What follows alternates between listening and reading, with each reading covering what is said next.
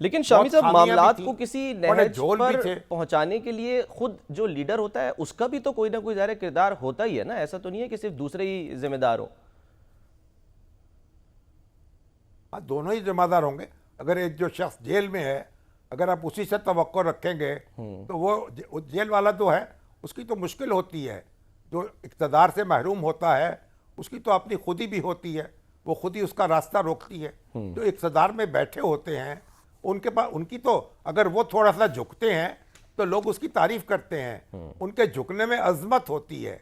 जब इक़्तिदार झुकता है तो उसे अजमत समझा जाता है, और जब कोई महरूम इक़्तिदार झुकता है उसे कमज़ोरी समझा जाता है। तो इसलिए इसका भी तो एहसास करना चाहिए ना कि जो लोग जेल में हैं उनसे आप क्या तवक्को रखेंगे, कहाँ कॉर्निश बजा लाएं। उनकी इज्जत नफ्स का भी ख्याल करना चाहिए, उनसे एक बराबर के चाहे फरीक के तौर पे सलूक करना चाहिए।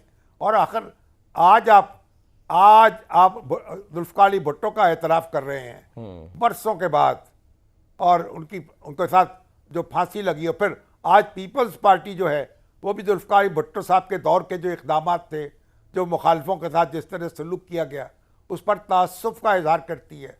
आज पीपल्स पार्टी जो है वो मुफ़ाहमत की बात करती है, वो मसालहत की बात करती है, वो रास्ता निकालने की बात करती है, वो बुनियादी हकूक़ की, आज़ादी सहाफ़त की बात करती है।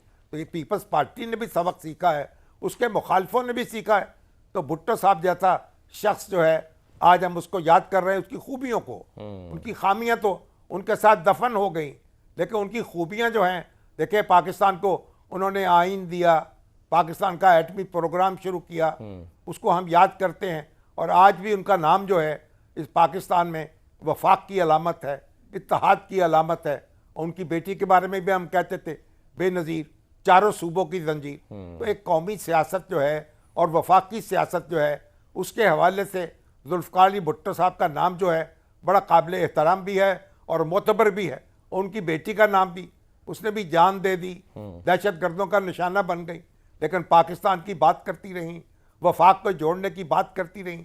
और आज भी पीपल्स पार्टी जो है और वफाक की अलामत है, वफाक को जोड़ती है, इत्तेहाद की अलामत है, लोगों को इकट्ठा करती है। और इसी तरह मुस्लिम लीग नून जो है अब उसके साथ है और वो उसके साथ है।